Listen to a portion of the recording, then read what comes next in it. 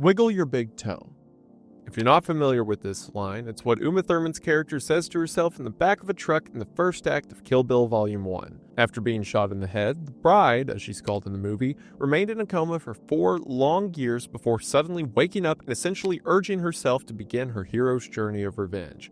Started by wiggling her big toe. But in real life, the chances of the bride waking up and being able to do that, let alone having the energy to immediately spring into a vengeful killing spree, would have been very, very rare. But this is a movie after all, and a Quentin Tarantino wanted that. So you could argue that it would be a lot less fun for her to wake up, wait several months to recover from her coma, get clearance from her doctor to resume physical activity, and then start her revenge killing spree. But it's not just Kill Bill. There are hundreds of movies, TV shows, books, graphic novels, and even songs that use the coma trope generously, if not egregiously. There's the 1995 rom-com While You Were Sleeping, where Sandra Bullock thinks she's in love with a man in a coma who barely requires a feeding tube or any other medical equipment, and who looks handsome after a few weeks as he did on day one. Rick Grimes in The Walking Dead was in a coma for several months before waking up on his own to fight walkers during the zombie apocalypse. Stephen King's novel The Dead Zone features a man who wakes up after 5 years with newfound psychic abilities. And according to a daytime soap opera,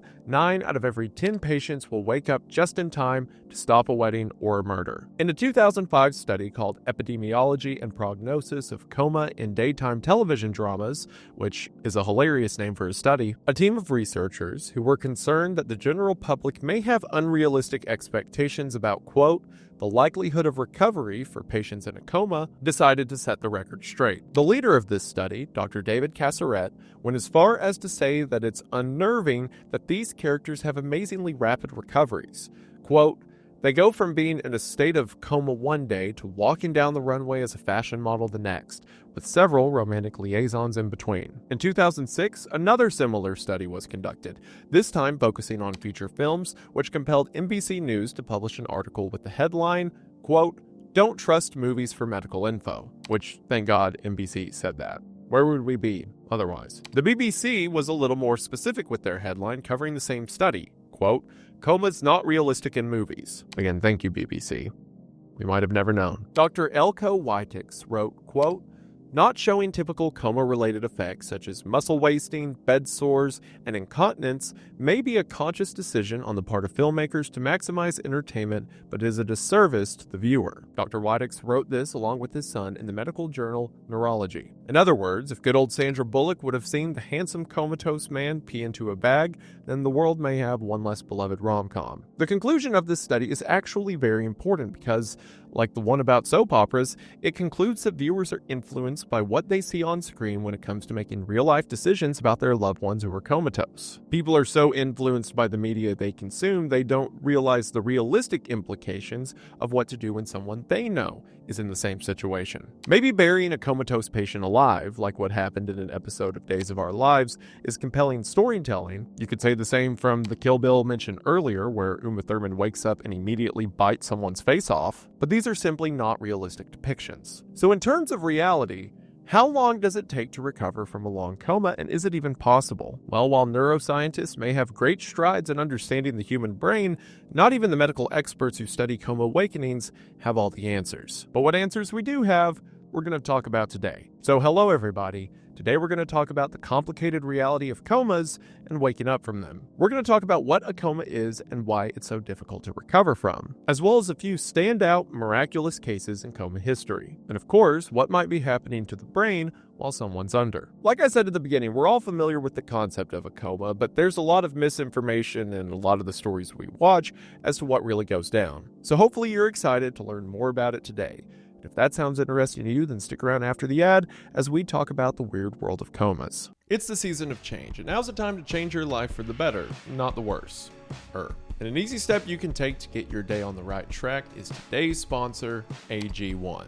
AG1 is your easy one-step solution to things like multivitamins, multiminerals, pre and probiotics, so you can do things like maintain your energy and support your gut health without having to keep up with a bunch of doses and pills every day. Because AG1 is one simple step of 8 to 12 ounces of water and a spoonful of AG1. I know what it's like to live on a diet of fast food and microwave noodles. Sure, we all like our comfort foods, but sometimes we're a little too comfortable. And I know that if you're like that for long enough, you start to feel sluggish, you start to have less motivation to get things done during the day. Once I started taking AG1, I was more determined to finish tasks and make my day useful. Now, it's not that AG1 is some miracle tonic that's going to magically give you the ability to work out and complete all your assignments. It's just amazing the things that your body is capable of when you put the things into your body that it's been asking for. Plus, AG1 is always a refreshing way to start your morning off right. Plus, being one step, it's so simple to keep track of. It becomes something positive, not a burden. So if you want to see if AG1's right for you, then now's the perfect time.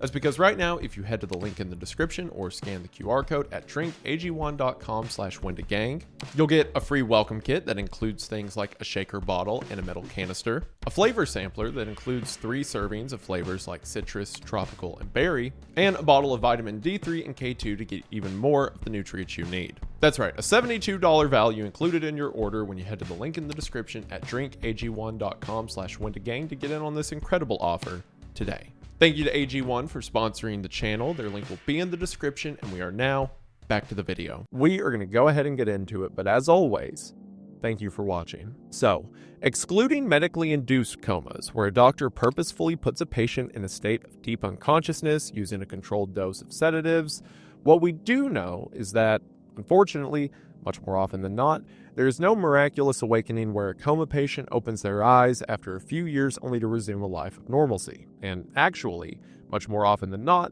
there's no awakening at all. It's hard to give exact statistics, but data suggests that at any given time in the US and UK alone, there are about 25,000 people in long-term coma-like states, with thousands of additional cases cycling each year. Doing some very rough math and factoring the lack of life support technology before the 1900s, that's somewhere between 15 to 30 million long-term coma incidents throughout history. Of those, there are only about a few dozen documented cases in which a patient has regained full consciousness from a coma or coma-like state that persisted for longer than a year. And only one documented instance of someone waking up to identify the person who tried to kill her, which is also basically the plot of the Glenn Close movie Reversal of Fortune, and probably more than one episode of a soap opera. That being said, these miraculous awakenings do happen, and there are different theories as to how and why they happen, as well as numerous methods to encourage them, including jump-starting the brain like a car,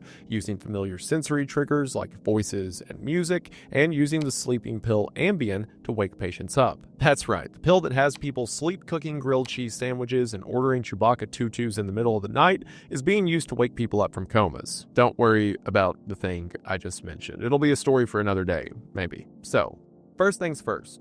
What is a coma? Well, let's start by understanding what a coma is not. It's not how post-hardcore band Senses Fail describe in one of their songs as a never-ending sleep. Sleeping is a natural and reduced state of consciousness involving cycles of light sleep, deep sleep, and REM sleep. While sleeping, certain parts of the brain remain highly active, which allow us to dream, process memories, and restore neural pathways. A coma is a profound state of unconsciousness, with no cycles, and is decidedly unnatural. Rather than ebbing and flowing between brain function, a coma is just one single depressed state of brain activity. To quote a 2007 study, which puts it clearly and succinctly, it's a, quote, prolonged unconsciousness in which a person cannot be awakened, fails to respond normally to painful stimuli, light, or sound, lacks a normal sleep-wake cycle, and does not initiate voluntary action. There's no one major cause of this either. There are instances of firefighters going comatose due to a lack of oxygen, cyclists after getting hit by cars and suffering severe brain hemorrhages from blunt force, and, interestingly, poisoning, intentional or not, accounts for 40% of all comatose patients. And you know, that one Disney princess. Unlike a true coma, there are other similar states of unconsciousness that are mentioned in the same breath. There is what's known as a persistent vegetative state, where patients who have suffered severe brain damage are in a state of partial arousal rather than true awareness. Occasionally, this follows a person who has improved from a coma but still not regained awareness. The New England Medical Journal adds that people in this state, quote, demonstrate sleep-wake cycles but completely lack cognitive function. So similar to a coma, but different in the way that their brain seems to be doing the whole sleep routine. Or in other words, what a lot of people think a coma is. Then there's what's known as a minimally conscious state, where a person can show very subtle signs of response to stimuli and acknowledge their environment, but they can't communicate. For example, eyes can open and close, but they won't be able to track movement. Like the persistent vegetative state,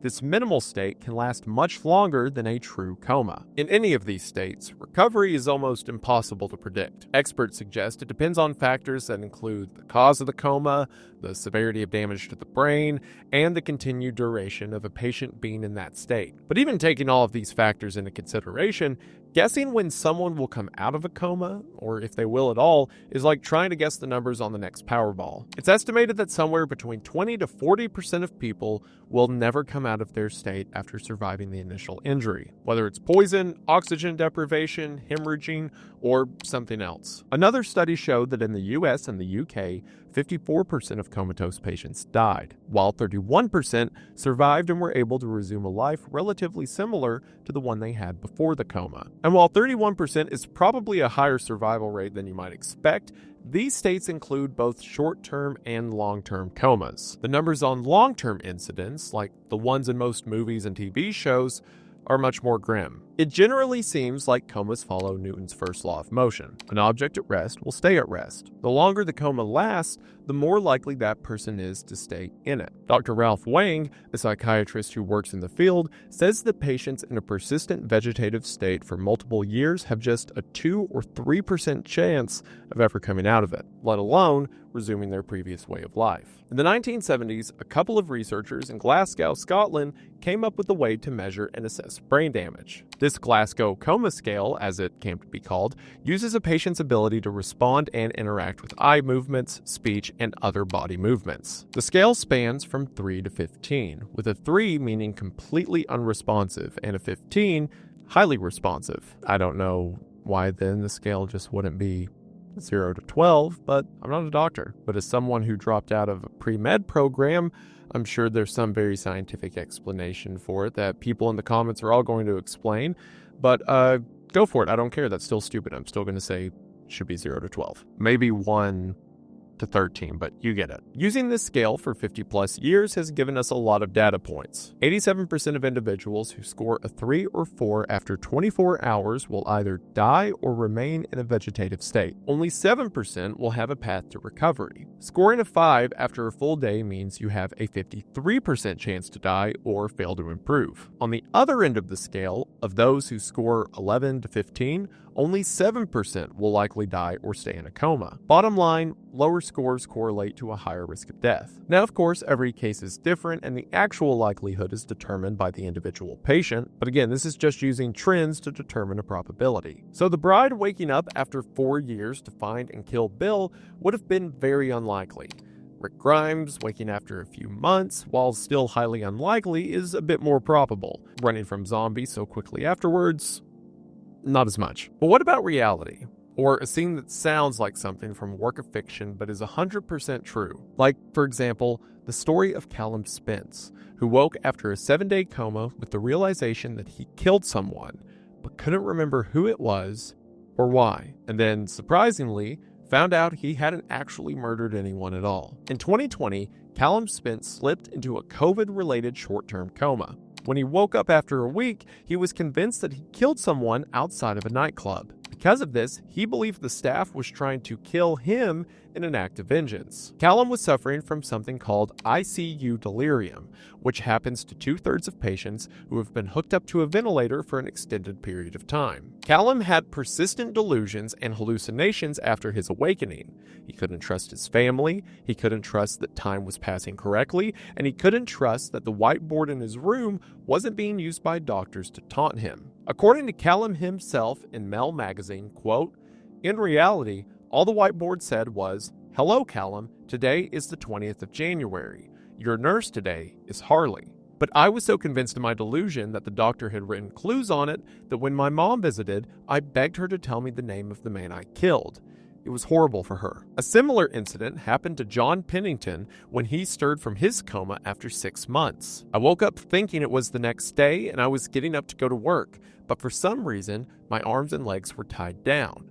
I started to panic before realizing I was in a hospital. The first thing John did when he woke up was hit the button to verbally call a nurse for help. The nurse who picked up was rude because he thought someone was pulling a very distasteful, unfunny prank, pretending to be the John awoken from a coma. When a different nurse finally came in to tend to John, as soon as she entered the room, she immediately teared up. She covered her surprised face with her hand and ran out of the room. John said, quote, "This made me think I must have definitely killed someone." In reality, the nurse needed a moment to compose herself after witnessing what she probably thought was a miracle. It seems John's neurologist told the nursing staff that if John ever did wake up, he would likely be a vegetable and would not be able to do much of anything. Instead, here he was wondering if he could have a slice of pizza. In addition to wondering if he had committed murder. Fortunately, he was quickly convinced he did not commit a crime. Unfortunately, he was denied a slice of pizza, which I get they have to monitor his systems before he can just eat something after 6 months, but that's pretty cruel, right? Not even a Hot Pocket. After 6 months in a coma, John's body was not ready for real food. It had to be slowly reintroduced. And more importantly, he was not in great physical shape. His muscles had deteriorated, among other things. He had to go under intensive rehab for the next 2 years, as he said, learning how to function as an adult. Though John was considered pretty lucky, there are some recoveries that are considered downright miraculous. Neurologists and professionals working with brain damage have a term: transient awakening. It's the final window of clarity that some severely brain-damaged patients have before they move to the other side. If you've ever heard stories of someone waking up from a coma to speak to loved ones and then dying shortly after, this is what they're talking about. This happened to Gary Dockery, a man who was shot point blank in the head in 1988. He was in a coma-like state for nearly 8 years. Then one day he just, quote, inexplicably stirred and started talking. According to the LA Times, he, quote, recalled camping trips, his green Jeep, and the names of his horses, and told his sons, ages 12 and 20, that he loved them. After about 2 days of lucid conversation, Gary slipped back into a non-responsive state. He died a year later. This is of course tragic because Gary passed away, but what a moment for the family. How many people do you know who have lost a loved one who have talked about, I just wish I could have another day with them. I just wish they could see me now. Well, Gary did. When he went into the coma 8 years ago, he had kids who were 4 and 12. And then he suddenly wakes up for 2 days and gets to see them when they're 12 and 20. His family gets to share experiences with him, tell loved ones about him who have never even met him before. It's of course tragic, but to many, this could be seen as a silver lining, a moment of brevity in the storm. It was a similar kind of clarity that helped Wanda Palmer, a woman from West Virginia who was in a coma for 2 years, find justice. She suffered serious head injuries in 2020 after being physically attacked by someone. For the duration of her coma state, her brother became a suspect in Wanda's brutal beating, but the authorities didn't have enough evidence to file any charges. And then, to Brother Palmer's misfortune, Wanda woke up 2 years later in 2022 and was able to find her voice, which she then used to tell the police that it was without a doubt her own brother who did it. He was charged with attempted murder and malicious wounding.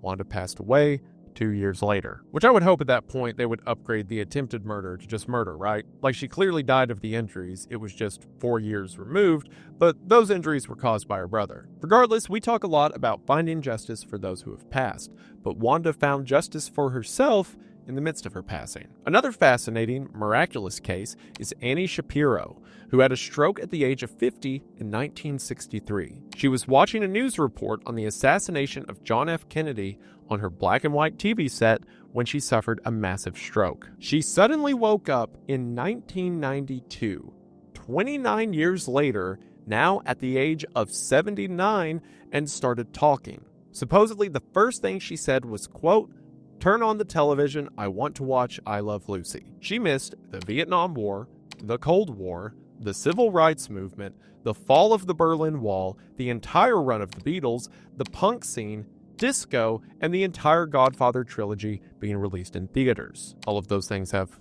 equal value, I think. She was comatose through 7 presidents, 3 popes, and 1 Halley's Comet sighting, but reportedly, she had difficulty coming to terms with the moon landing and the existence of the cordless phone. Which, you know what? Make fun of her all you want. Those would be the two things that would freak me out the most. I mean, the understanding of phones when she went under was I talk into this wire, and then someone with another wire gets to hear me. Now, if there's no wires, then what are we doing? The day before she woke, Dr. Glenn Englander was treating her for high blood pressure. Quote, I gave her something to lower her blood pressure. If I did something unknowingly to help her, I'd like to find out so I can do it for others. Studying the brain of someone like Annie who woke up from a coma after 30 years probably could have led to some pretty incredible findings now. Unfortunately, the lack of medical research technology at the time prevented researchers from doing any substantial studies on her miraculous awakening. This was not the case with Terry Wallace, also known as the man who slept 19 years. In 1984, he was in a nearly fatal car accident after he crashed into a creek in Arkansas. He was paralyzed and slipped into a coma. After about a year, he transitioned into a minimally conscious state for the next 18 years of his life. There's a Robin Williams movie called Awakenings, based on Dr. Oliver Sacks' book, which touches on coma cases stemming from a large epidemic in the 1920s that killed 500,000 people. Some of the victims that did not die were not technically in comatose states, but were locked in their bodies, awake but unable to respond. They stay in these catatonic states for decades until Dr. Sacks was able to unlock them with an experimental drug. In the movie, Williams has a very quotable line, quote, the human spirit is more powerful than any drug, and that is what needs to be nourished. Well, Terry Wallace's family embodied that. They took him home on the weekends and relentlessly cared for him. After 19 years of tending to him, in June of 2003, Terry spoke for the first time. His first word was, Mom. His mom, who was at the side of his bed when it happened. His awakening became globally known as the Miracle in Arkansas. Terry would never fully recover, though.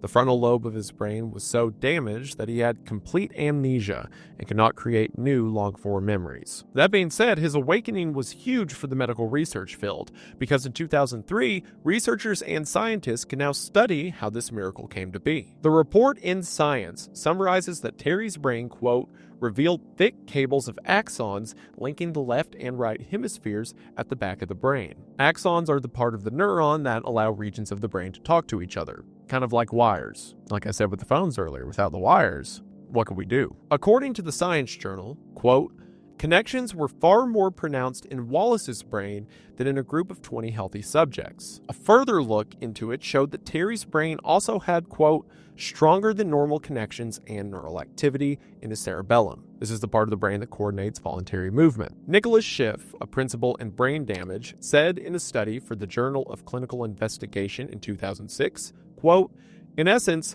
Terry's brain may have been seeking out new pathways to reestablish functional connections to areas involved in speech and motor control to compensate for those lost due to damage. Both of these findings in Terry's case made for one large, miraculous landmark conclusion. The brain could heal itself. See, up until this point, conventional wisdom was that the nervous system, including the brain, stopped growing once it was fully developed after childhood, which also meant nobody thought it was capable of healing itself. If you suffer nerve damage or if you're paralyzed in part of your body, those things tend to not grow back. Well, Terry's awakening proved that wrong. Now, we know that neurons can reestablish connections, but they do so very, very slowly. Sometimes we're talking decades slow. But over those 19 years, it seems that Terry's brain began to reach out and reestablish connections to part of his body that control other parts of his body. Again, the brain is a complicated, amazing thing that we still barely understand. However, as medical technology advances, doctors are always looking for ways to take a more active approach to speed up recovery. And now, depending on the type of brain injury, they can try a procedure to jumpstart the brain called deep brain stimulation. In 1999, a man took a hard blow to the head during a robbery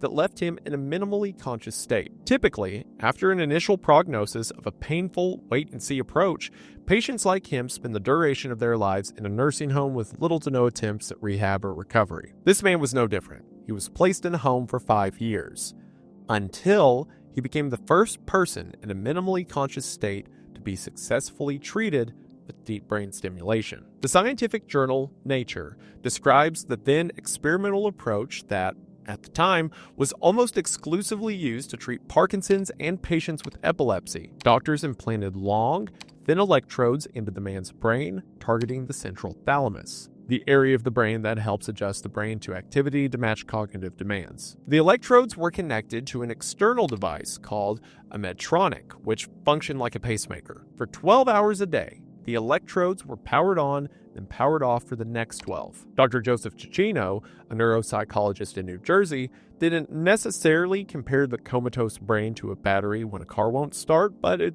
seems like a good metaphor.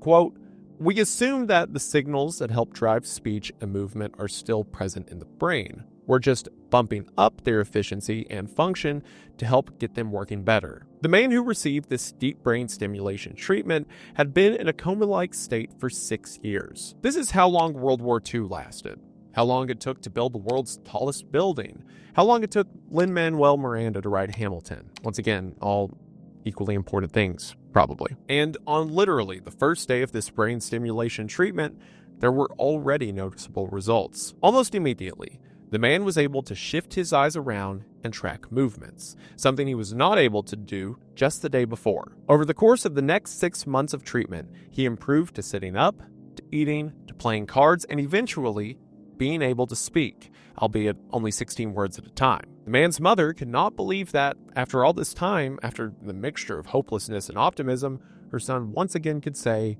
"I love you." Unfortunately, not all coma patients can be treated the same. Deep stimulation, for example, and similar procedures to jumpstart the brain require the structure of the brain to be intact, meaning the nature of the traumatic event plays a role. If a brain isn't eligible for this type of treatment, for example, a head trauma, modern doctors might try using pharmaceuticals, whose effectiveness was discovered completely on accident. In 1994, Louis Viljoen went into a deep coma after being hit by a truck while biking in a small town in South Africa. He suffered a severe brain injury, and doctors fully expected him to pass away. He didn't, but instead transitioned into a persistent vegetative state for 5 years. His mom said, quote, "His eyes were open, but there was nothing there. I visited him every day for 5 years, and we would speak to him, but there was no recognition, no communication. Nothing." She started to notice that he would have these involuntary muscle spasms in one of his arms that caused him to physically tear at his mattress. She thought that even though he was in this deep unconscious state, he was uncomfortable, and she just wanted her son to be comfortable. So she told a nurse, who told the doctor, who gave him a dose of zolpidem, the active ingredient in the sleeping pill known as Ambien. Dr. Wally Nell initially used it to try to sedate him and help his arms settle down. But just like penicillin and the implantable pacemaker, Dr. Nell accidentally made a massive medical discovery. Within 25 minutes of the drug being administered, Louis woke up from his 5-year coma and started talking. His mom recalls the moment. Quote, "I heard him making a sound like, He hadn't made a sound for 5 years. Then he turned his head in my direction. I said, 'Louis, can you hear me?'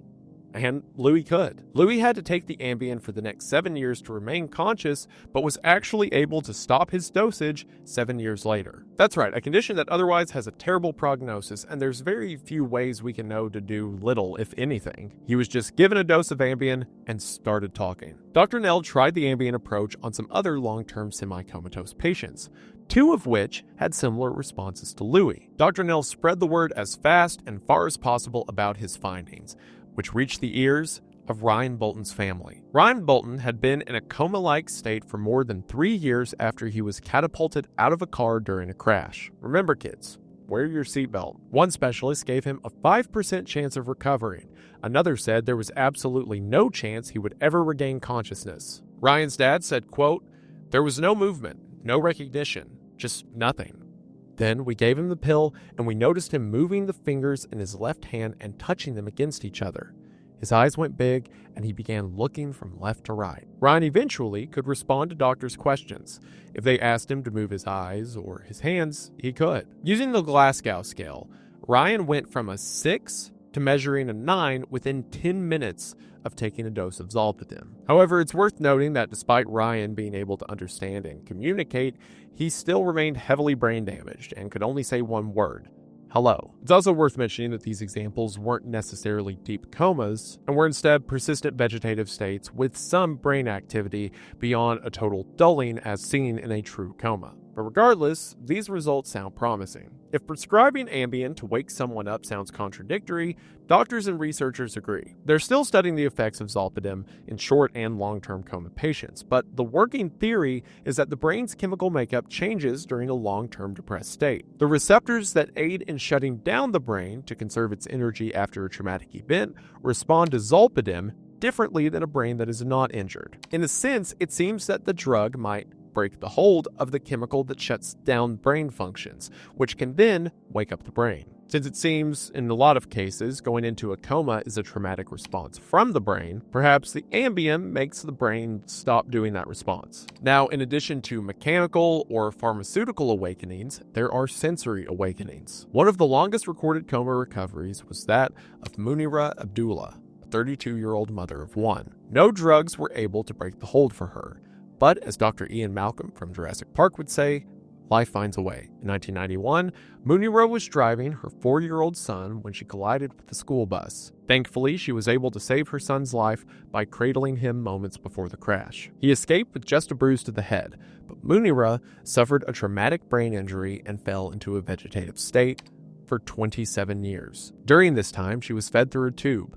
Physiotherapists helped prevent her muscles from deteriorating. Hospitals in the UAE and the UK tried to stimulate her using epilepsy drugs. Nothing was working, and given the disheartening statistics of someone in a coma for this long, everyone believed that she would never wake up. But that didn't mean they would stop trying. At some point, she was relocated to a German hospital that typically treats patients who have been in a coma for days to months, not multiple years. The doctors there treated patients with a more holistic approach. For Munira, this meant trying to increase her brain activity using sensory stimulation, including the sound of birds singing and chirping. But it wasn't until her son Omar got into a heated discussion, voices raised, with the hospital staff that Munira made the first sound she made in years. A few days later, after nearly 3 decades, Munira woke up. Her son Omar told the national news, quote, "She was calling my name. I was flying with joy. For years, I have dreamt of this moment, and my name was the first word she said." But tragically, this is real life, not a movie, and Munira's awakening was much more subdued. A German doctor said, quote, "It's not like waking up in the morning.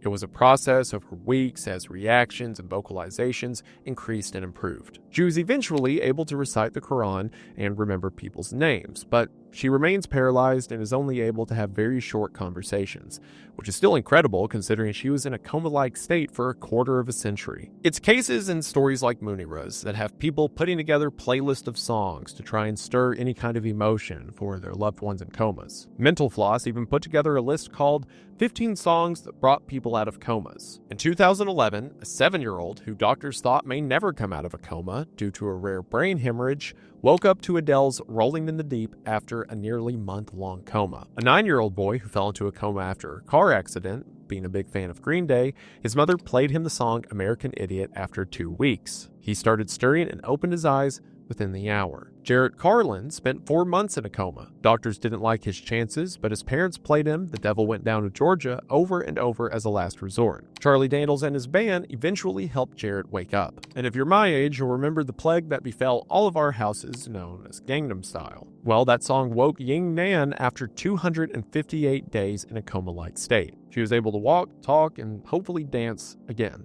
But much like those TV and film studies on coma perception, hearing about these cases spreads something that is both helpful and hurtful.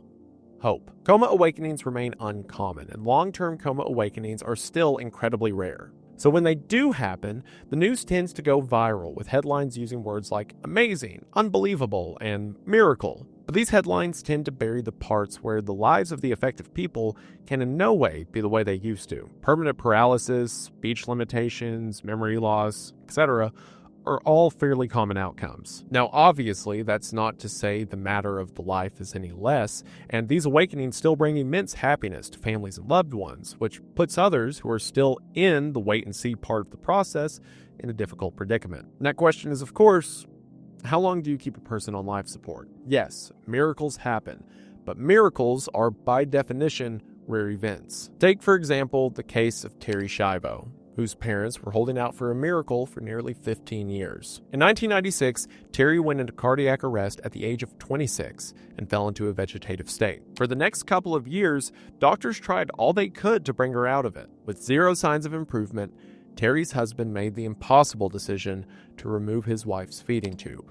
But Terry's parents fought him on it. They wanted to keep her on life support as long as they could, hoping that something would stir her awake. This family's debate spurred a massive, very public and divisive right-to-life debate throughout the United States that went on for nearly the next decade. Courts, lawyers, and lobbyists got involved, and finally the federal government weighed in and sided with the husband. But stripping away all of that, at the heart of the matter was a family grappling with the very raw question of how long do you wait for a miracle for someone you love? Ultimately, after her death in 2005, the autopsy revealed that her brain was, quote, half the size of a typical person, and she had absolutely no chance of recovering. Schiavo's condition, unfortunately, is the much more common outcome of most long-term coma patients. This kind of decision gets even murkier when finances enter the question. Keeping someone in a coma is expensive. One 40-year-old man who was in a coma for only 27 days after a car accident 200 miles from his home was more than $80,000 in debt because of his medical bills. And on top of that, he wasn't able to work for 18 months while undergoing a long and painful rehab. A study conducted from 2016 to 2019 by the Agency for Healthcare Research and Quality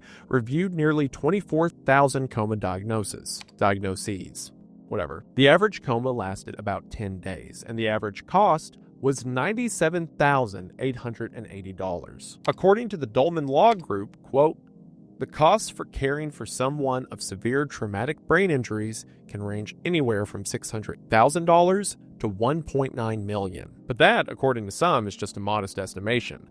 John Pennington, the guy we talked about earlier who woke up thinking he had killed someone, was slapped with a medical bill upwards of $2 million. This is a lot of money for such a low recovery rate, especially given that most of the recovery methods are barely more than experimental. So tragically, people who have heard of these miraculous recoveries may put themselves or their families into destitution holding out for one. But of course, to many, if there's a chance, what else can you do? Yes, there are theories and methods on how to stimulate or heal the brain of a comatose patient, but what is actually known versus what is unknown is like an iceberg, which, iceberg, not a good time, got it. Just a fraction of what is known about them sits above the surface, and there's even more that we don't know. While every miraculous awakening is a blessing for the patient's loved ones and an opportunity for researchers and scientists to find out more, in a way, these incidents raise even more questions. But in the medical field, questions can be a good thing, especially when they're derived from new findings. Knowing that the brain can heal itself and has a higher plasticity than previously thought is already helping further reveal more of the iceberg. These findings tend to lead to more funding for research, which would ultimately shed more light and insight on ways to stimulate those who have fallen into a coma. Now that the future is here and modeling techniques are as evolved as ever, the field of neurology can do much more than they have been able to in the past. Daniel Toker, a neuroscientist at UCLA who is focusing on studying the unconscious brain, is excited about the tools on hand. Quote, now that we have a good model of a comatose brain, an awake brain, and an AI that can detect the difference, we can simulate stimulating every single brain structure at the whole brain level. See, why isn't all the AI research just used for that? We have artificial intelligences that can look at micro differences in the brain to show us all of the things we're missing between comatose and non-comatose patients, but every time I open Instagram, it's just AI cat and fruit videos enacting cheating fantasies. Okay, that wasn't about comatose, but I'm sorry. All of this is good news, but it doesn't mean that the answers are around the corner just yet. Much like warnings about not trusting medical information you get from movies and TV, the attention-grabbing, clickbaity headlines in the journalism space are equally quick to promise miracles. Even a magazine like Popular Mechanics has stated in a big, bold headline that, quote, we may finally have a cure for coma. It could redefine the line between life and death. Which, I mean, no. Wait, what do you mean a cure? A coma is something that happens when, like, your brain takes damage. And also life and death, what are you talking about? No one's brought that up yet. Considering the source, the words may and could are perhaps more dangerous to the perception of Comas than the bride wiggling her big toe, or Rick Grimes escaping the hospital full of zombies, or Sandra Bullock's comatose love interest still glowing after a few weeks. Because at least with movies and TV, there's an expectation of fiction. Maybe some people might take the wrong idea, but it's likely that the majority of viewers understand Hollywood's job is to entertain first. It's dangerous when outlets that are supposed to be providing information start to entertain as well. But then again, when it comes to an ailing loved one, all a person needs is a sliver of possibility to give them enough hope for a miracle. The chances may be low, but for many a chance is good enough. But with that aside, that should do it for the reality of waking up from a coma. This is again a topic that has a lot of conflicting information depending where you look. Sure, a lot of the movies and TV shows we watch are wrong, but sadly a lot of the places we look for real advice are wrong as well. The truth is there's not a lot we do know, but we're learning more every day.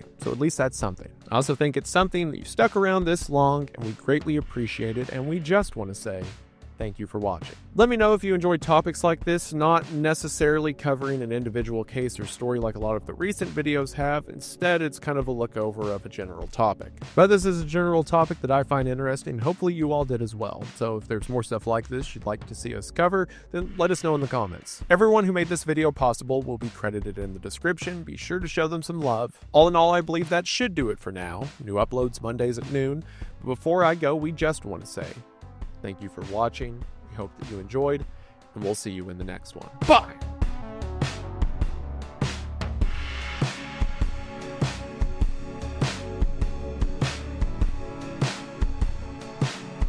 Also, now's a good time. Iceberg.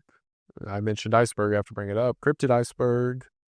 If anyone stuck around this long into the video, I am still working on the cryptid iceberg. It should come out soon, but I couldn't say the word iceberg and not bring it up, so got that out of my system.